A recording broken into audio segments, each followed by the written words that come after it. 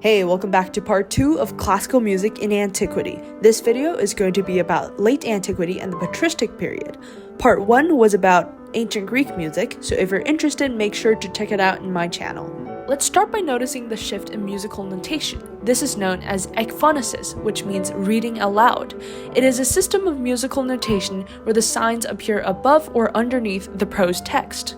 It's not hard to notice that the musical notation now takes around the same amount of space as the words themselves. This can be interpreted as an increasing emphasis on the music instead of just as an accompaniment to the words or as a byproduct of the poetic prosody.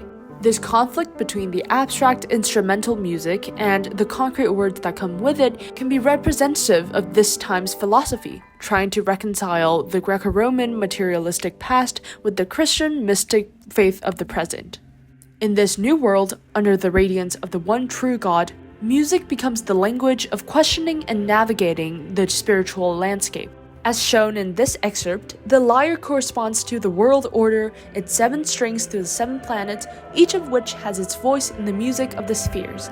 The lyre's harmony is an imitation of the harmony of the spheres. If we break this down, we can see 2 main schools of philosophy that are shaping this musical zeitgeist. Firstly, we see the repetition of the number 7. This is typical of the Neo-Pythagorean school to assign meaning to numbers and use those numbers as universal symbols or archetypes. We also see the unity between the macroscopic and the microscopic as is typical of the Neoplatonic school. Just keep these in mind as we proceed. How do we know about all this cool stuff and philosophy about music? Let's introduce Boethius. He wrote extensively about this topic and produced translations of ancient Greek works for Western scholars. He is one of the many bridges that close the gap between the classical past and the Christian present. But oh well, he was jailed, depressed, wrote Consolation of Philosophy, tortured, and then executed.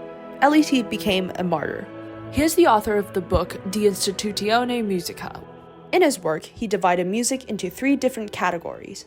There's musica mundana, which is the music of the heavenly spheres that cannot be perceived by your ears.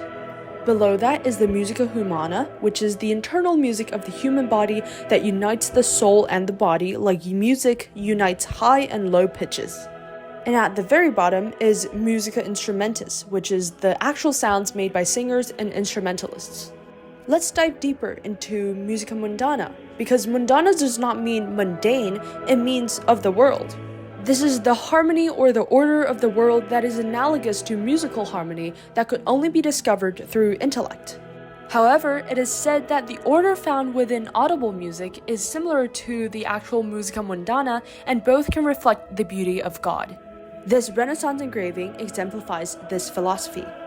On the top, we see Apollo and the 3 Graces, and from the left in order, we see the muses, the different notes of a scale, the different modes or tonalities that we mentioned in the last video, and finally, the heavenly spheres.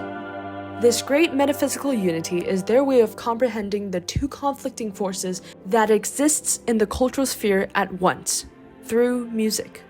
Alright, let's stop philosophizing and come back to reality. But what is reality? The Christians believe that reality is only an intermediate stage to purgatory, while the Greco-Romans, with the influence of schools like Stoicism and Epicureanism, thinks that reality is real and we should make the most out of it. So let us turn to music, where its inherently spiritual effect on the soul can coexist with the happiness of its sensory stimulus in the present. In fact, music remains a major part in most liturgical services today, and we can still see musical devices from late antiquity in modern-day worshiping music. Once we free music from the subordination to text, it is also free from the rigid poetic feet and meter. Therefore, pitches and syllables no longer had a one-to-one correspondence. The use of techniques like the melismatic and the jubilus allows people to more freely express their religious fervor through music.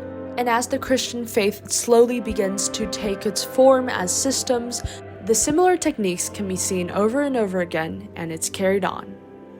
Thank you so much for watching. If you like this sort of content, make sure to head over to my channel and subscribe. The next video is going to be about Gregorian chant and medieval church music. It could also be about hyperbolic trigonometry, so if that comes up, make sure to check it out too. But anyways, thank you. Have a nice day.